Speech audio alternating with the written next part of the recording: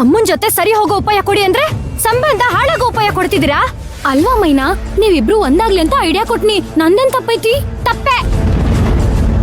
ಒಂದು ಹೆಣ್ಣು ಮದ್ವೆಗಿಂತ ಮುಂಚೆ ತಾಯಿ ಆದ್ರೆ ಅವ್ರ ಕುಲಕ್ಕೆ ಎಷ್ಟು ಅವಮಾನ. ಮುಂದಕ್ ನಾನು ಅವ್ರ ಹತ್ರ ಎಷ್ಟು ಮಾತು ಕೇಳ್ಬೇಕಾಯ್ತದೆ ಗೊತ್ತಾ? ತಮಾಷೆಗೂ ಇಂತ ಮಾತಾಡ್ಬೇಡಿ. ನೋಡಿ, ನಾನೇನಾದ್ರೂ ಮದ್ವೆ ಅಂತ ಆದ್ರೆ ಅಮ್ಮನ ಒಪ್ಪಿಗೆ ತಗೊಂಡೆ ನಾನಾಗೋದು. ಮೈನಾನೇ ನನ್ ಸೊಸೆ ಅಂತ ಖುಷಿಯಿಂದ ಅವ್ರ ಮನೆ ತುಂಬಿಸ್ಕೋಬೇಕು.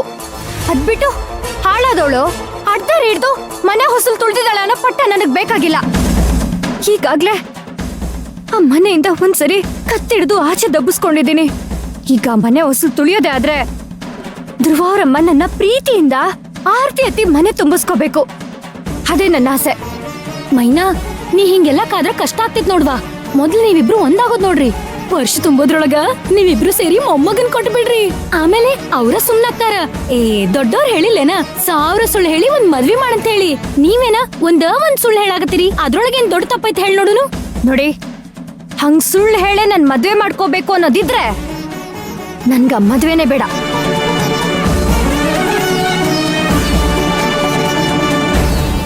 ಮಾಮ, ಕೊಡೋ ಹಾಗಿದ್ರೆ ಒಳ್ಳೆ ಐಡಿಯಾ ಕೊಡ್ಬೇಕು, ಇಲ್ಲ ಬಾಯಿ ಮುಚ್ಕೊಂಡು ಸುಮ್ನೆ ಇರ್ಬೇಕು. ಅದನ್ ಬಿಟ್ಟು ಇಂಥ ಐಡಿಯಾನ ಕೊಡೋದು ಅಲ್ವಾ?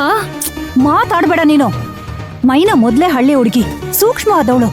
ಹೋಗಿ ಹೋಗಿ ಅಂತವಳು ಇಂಥ ಐಡಿಯಾ ಕೊಡ್ತಿಯಲ್ಲ ನೀನು. ಪುಣ್ಯ, ಅವಳಾಗಿರೋ ಹೊತ್ತಿಗೆ ನಿನ್ ಕೆನ್ನೆಗೆ ಇನ್ನೂ ಬಾರಿಸಿಲ್ಲ. ಅದೇ ಬೇರೆಯವ್ರಾಗಿದ್ದಿದ್ರೆ ಇಷ್ಟೊತ್ತಿಗೆ ನಿನ್ನ ಹಲ್ಲು ಉದ್ರಿಸಿರೋರು. ಹೋಗೋ ಇವನ ಏನ್ ಮಾಡೇನಂತ ಎಲ್ರು ಹಿಂಗ ಆಡ್ಲಿಕತ್ತಾರ. ಕೊಟ್ಟಿದ್ ಒಂದ್ ಐಡಿಯಾ, ಅದ್ರೊಳಗೆ ನನ್ ದೊಡ್ಡ ತಪ್ಪೈತಿ. ಒಳ್ಳೇದ್ ಮಾಡಿದವ್ರ ಕಾಲನೇ ಇಲ್ಲ ನೋಡು.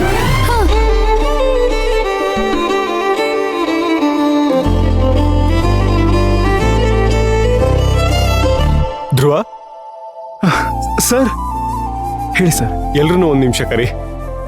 ಸರಿ ಸರ್. ಎಲ್ರೂ ಕೇಳಿಸ್ಕೊಳ್ಳಿ, ಬನ್ನಿ ಇಲ್ಲಿ.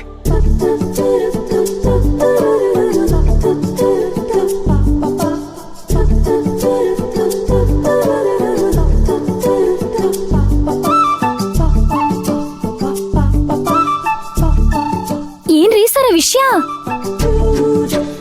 ನಾಳೆ ಗಾರ್ಮೆಂಟ್ಸ್ಗೆ ರಜಾ ಇದೆ ಸರ್.